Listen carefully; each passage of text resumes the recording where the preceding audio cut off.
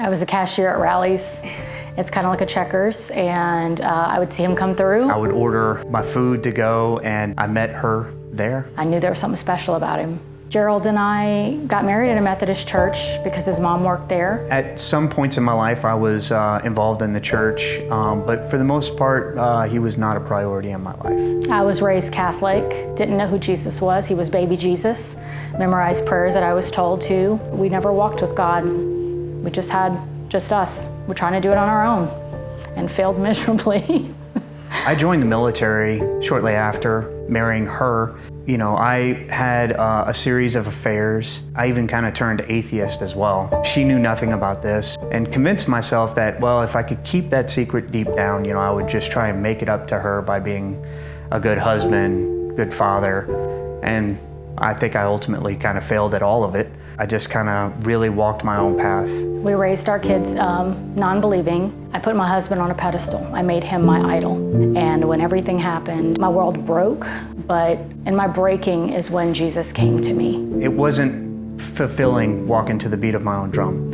And I searched for more. And I knew that, at least in church and everything, that was the life I wanted to live. And so I started to steer my family towards that, and they kind of looked at me like I was crazy. They're like, wait, we're gonna go to church? And I'm like, yeah, I think so. I didn't know if God was real.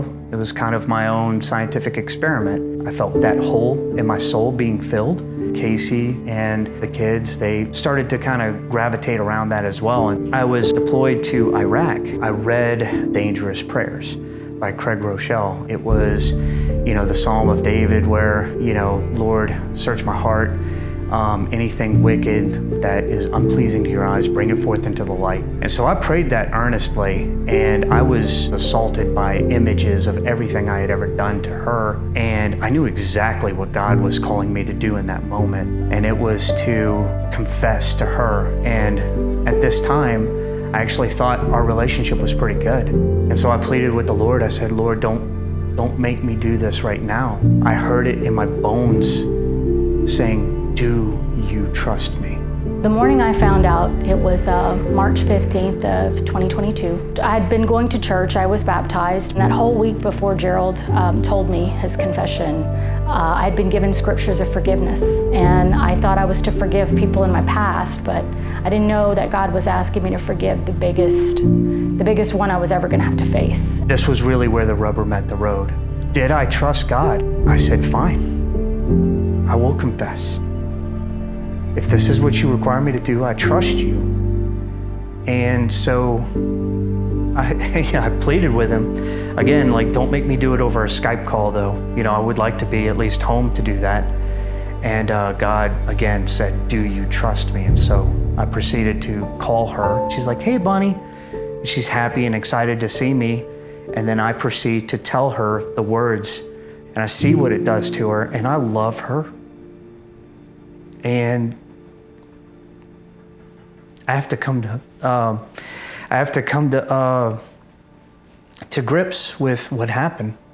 I remember that morning, all I heard was the ringing in my ears, and I just was frozen. We knew that we wanted to work on our marriage. We had good days and we had bad days. We had to fight for our marriage. We were in scripture every day, and when he came home, we went through a program called Re-Engage. We had fellowship with couples who were going through the same walk as us, and we became a part of a homeless ministry. And I believe it has been one of the biggest parts of healing in our marriage is serving through your pain, connecting with others. Everyone has a testimony. For the first time living for something other than yourself, I look at the old things and I realize those are dead things. She is my helper, and by helping me grow closer to God and holding me accountable, I'm a better man because of that. We're renewing our vows this Saturday, Resurrection Weekend. We're resurrecting our marriage. That's right. For our 25th. God has given us new spouses, and what a perfect time to celebrate the Resurrection Weekend with a marriage. Ladies and gentlemen, I present to you once again Mr. and Mrs. Gerald Peace.